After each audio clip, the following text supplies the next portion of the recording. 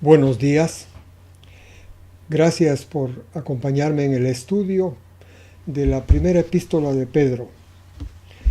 Esta epístola no ha sido de tanta importancia para el mundo cristiano como han sido las epístolas de Pablo.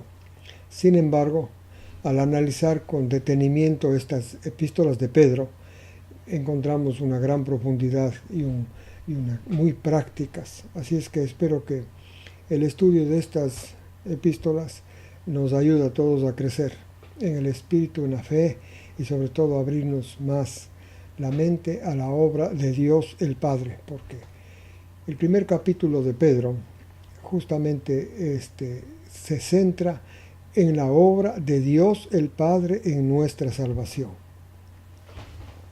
Empezamos. Bueno, los datos estos generales que parece que se escribió la epístola en los años 62, 65, para que tengamos alguna idea, o sea, antes de la destrucción de Jerusalén. Pedro había escrito esta epístola pasados 30 años de la resurrección de Jesús. Aquí se ve un Pedro diferente en esta epístola, al Pedro de los evangelios, impulsivo, lleno de opiniones. Aquí se le ve a un Pedro muy maduro. Y entonces espero que todos ustedes reciban muchas bendiciones al comprender esta epístola. Leo los versículos 1 y 2. Pedro, apóstol de Jesús, el Mesías, a los elegidos, israelitas extranjeros, en Ponto, Galacia, Capadocia, Asia y Bitinia. Esto es Asia Menor, actual Turquía, ¿no? Dos, elegidos según el conocimiento previo de Dios Padre, para ser santificados por el Espíritu, nuestras versiones dicen para obedecer, pero para aprender a ser sumisos. Para obedecer, primero uno tiene que ser sumiso. Esto es obra del Espíritu Santo. Y para ser rociados con la sangre de Jesús el Mesías. Sea multiplicada la gracia y la paz. Muy bien. Así empieza Pedro su epístola. Queremos centrarnos en la palabra los elegidos. ¿Quién nos eligió? Más abajo vamos a leer que Dios, el Padre, eligió a los que iba a enseñar el Evangelio. Esto es a ustedes, a nosotros. Nos eligió en eternidad para someternos primeramente a una obra de Él personal en nuestras vidas. En nuestro caso, comprender, desear guardar la ley de Dios inicialmente, para poco a poco comprender que somos incapaces de obedecer a Dios, porque mientras no tenemos el Espíritu de Dios dirigiendo nuestras vidas, el Espíritu de Dios lo primero que hace es nos enseña a ser sumisos. Porque, repito, si es que no somos sumisos, no podemos obedecer. La sumisión antecede a la obediencia. Bien, elegidos entonces en la eternidad. ¿Para qué?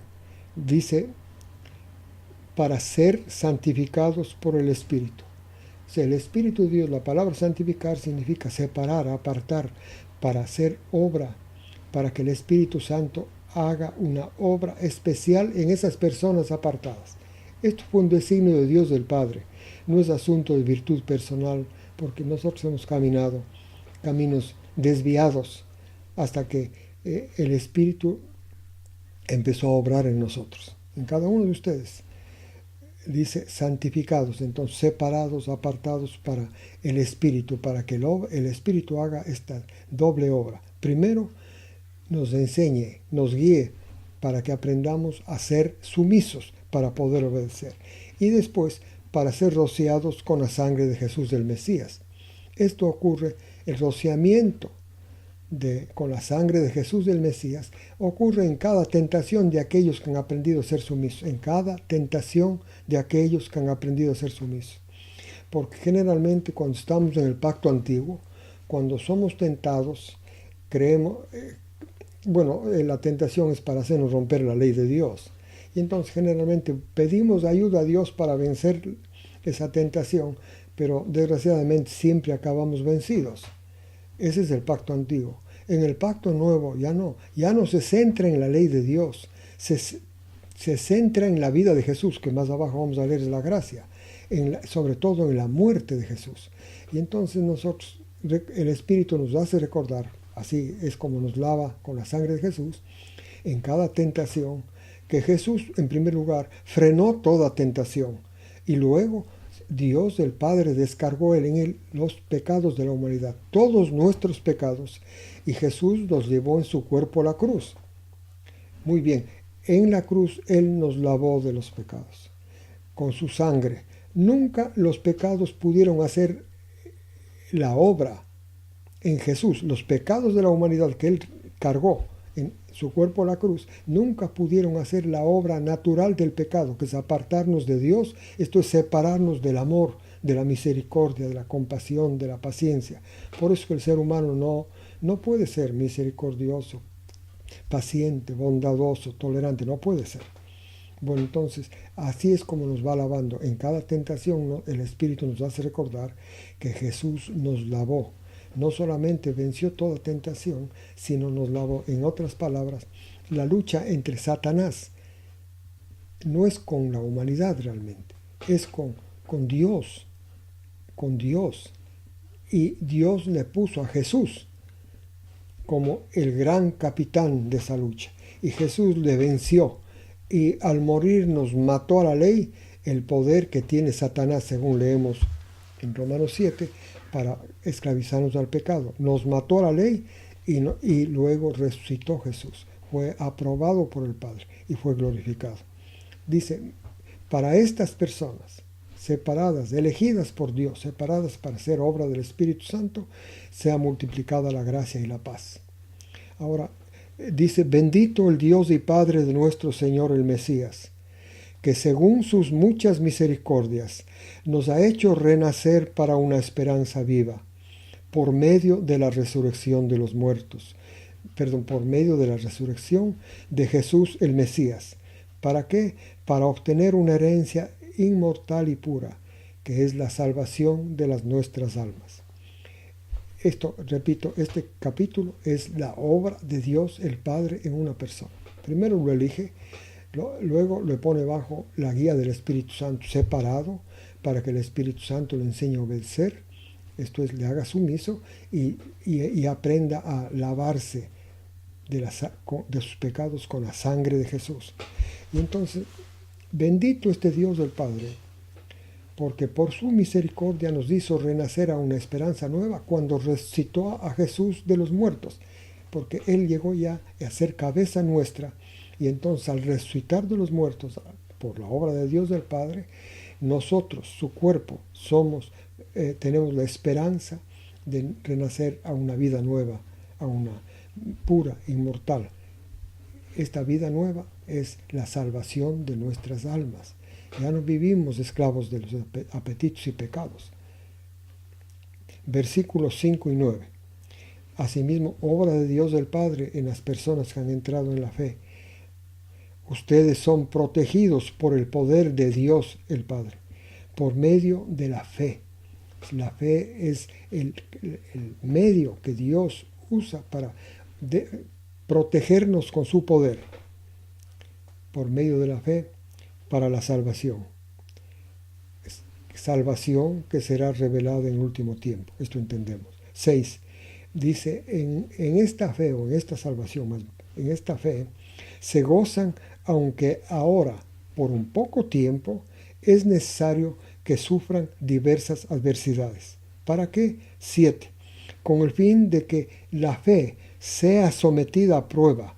La fe es más valiosa que el oro, porque el oro en una prueba, cuando es probado, se derrite.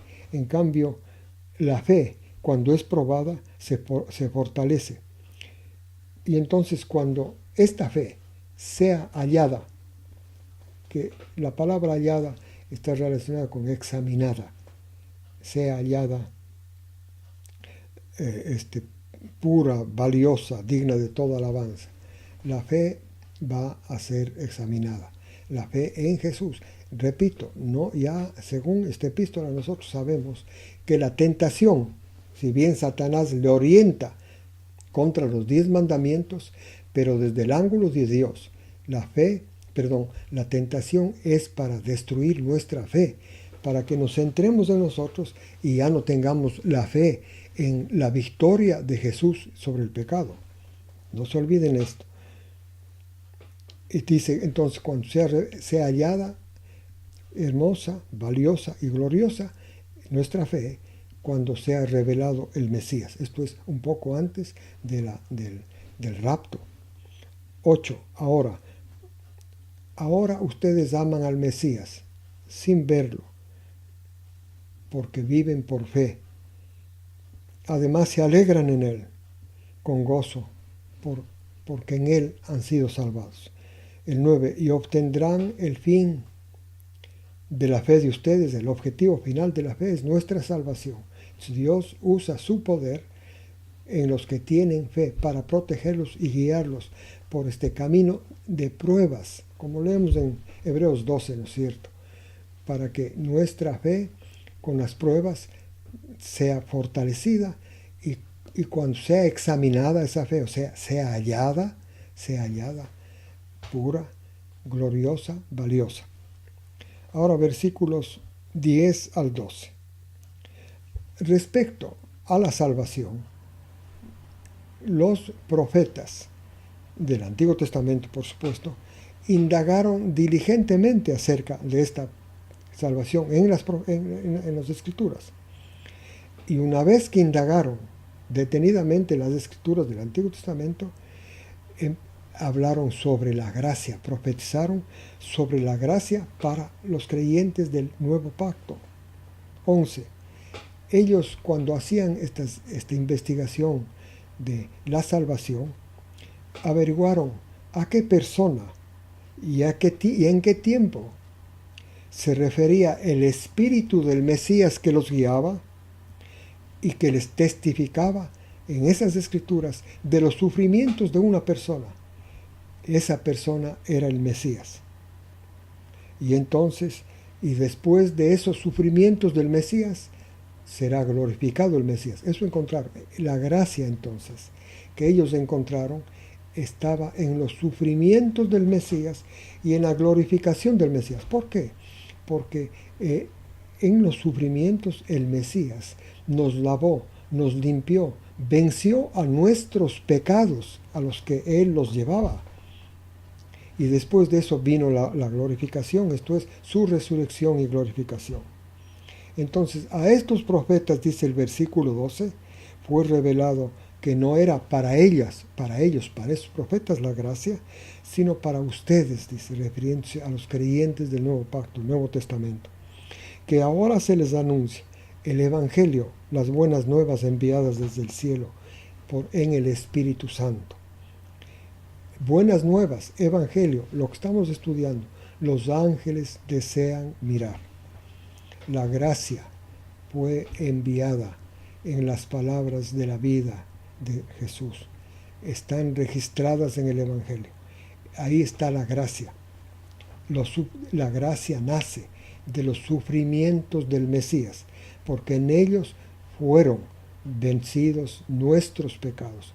Fuimos lavados de nuestros pecados. Esta es la primera expresión de la gracia. Ustedes saben que en el Antiguo Pacto se vive por fe, por la ley, y en el Nuevo Pacto se vive bajo la gracia. Esto es el sufrimiento, el sacrificio de Jesús, cubriendo a la persona, asegurándole cada vez que está siendo limpiado de su mal, los pecados que fueron llevados en el cuerpo de Jesús. Ahora 13:17. ¿Qué tenemos que hacer nosotros? Esto ha hecho y hace continuamente Dios del Padre, día a día. El Espíritu Santo está bajo dirección, en este capítulo, de Dios del Padre. ¿Qué tenemos que hacer los creyentes, los que nos han aceptado la historia de Jesús? Vamos a leer del 13 al 17. Por lo tanto, ustedes preparen los lomos de sus mentes. Preparen las lomas del entendimiento, dicen algunas versiones, otros de la inteligencia. Bueno, el punto es cómo se preparan los lomos del entendimiento. Empieza a explicar: sean sobrios hasta el fin y esperen por completo en la gracia que será revelada al Mesías. ¿Nosotros qué tenemos que hacer? cuidar los lomos del entendimiento, porque tenemos que entender. Lo primero que hay que hacer, hay que entender la obra del Mesías como está descrita en los epístolas. En este caso, en la epístola de Pedro, la obra de Dios del Padre, la obra que nos lleva a la obra del Mesías. El Dios, el Padre, obra continuamente en los creyentes. Pero para que entendamos esta obra de Dios del Padre, su obra en nosotros, es necesario que ciñamos los lomos de nuestro entendimiento, de nuestra inteligencia, siendo sobrios. El versículo 14. Como hijos sumisos, porque ya estamos aprendiendo a ser sumisos, ¿no es cierto?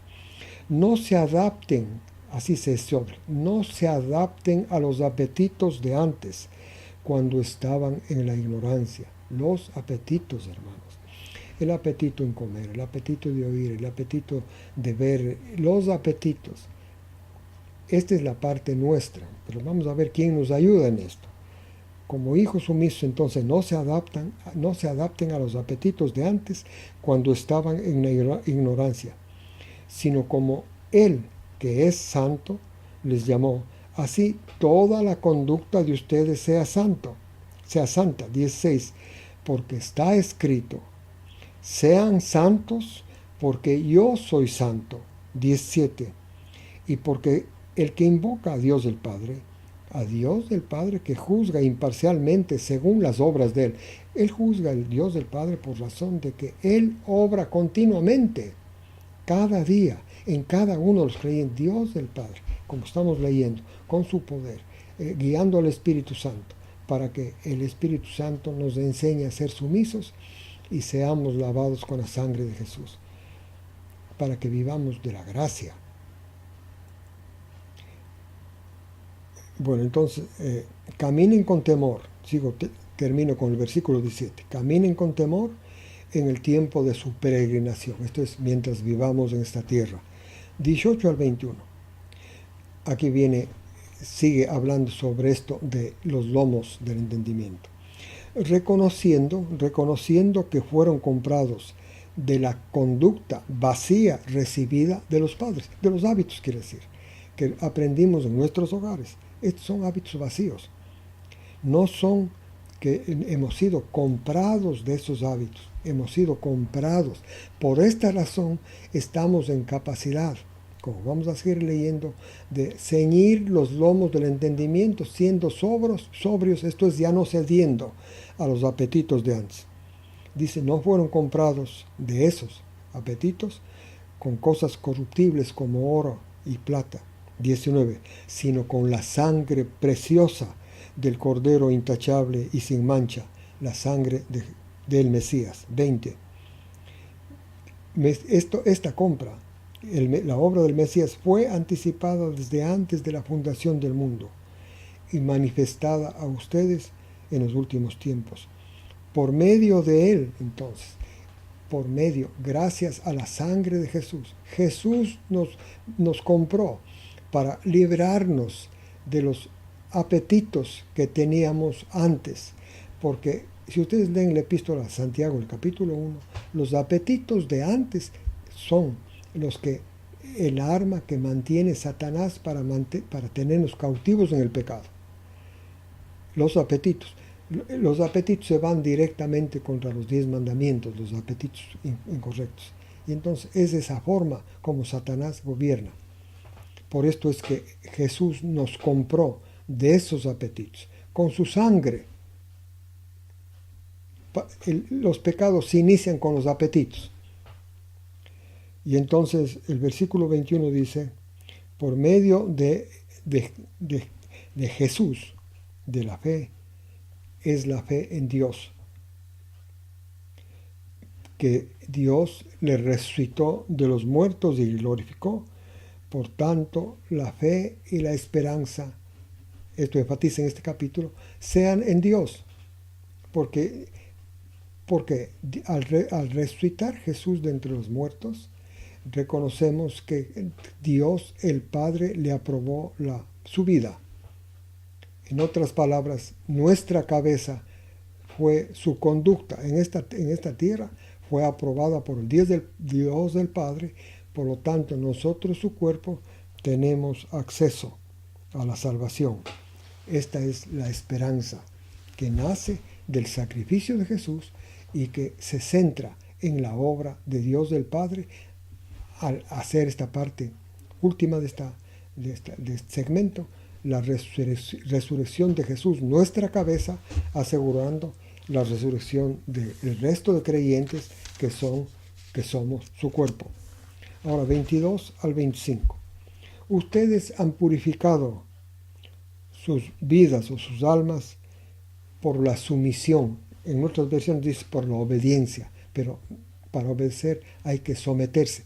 La palabra griega más significa sumisión. Ustedes han purificado sus almas por la sumisión a la verdad por medio del Espíritu Santo.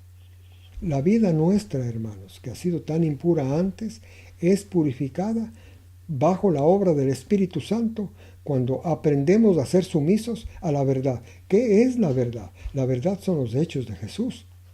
En la Biblia, la verdad son los hechos de Dios y particularmente en el Nuevo Testamento, la verdad son los hechos de Dios del Padre, hechos que se reprodujeron, se activaron en Jesús. Esa es la verdad. Entonces, el Espíritu Santo nos enseña, nos guía para ser sumisos, para que vivamos de esa verdad, es de que nuestra salvación fue hecha en la vida y especialmente en el sacrificio de Jesús.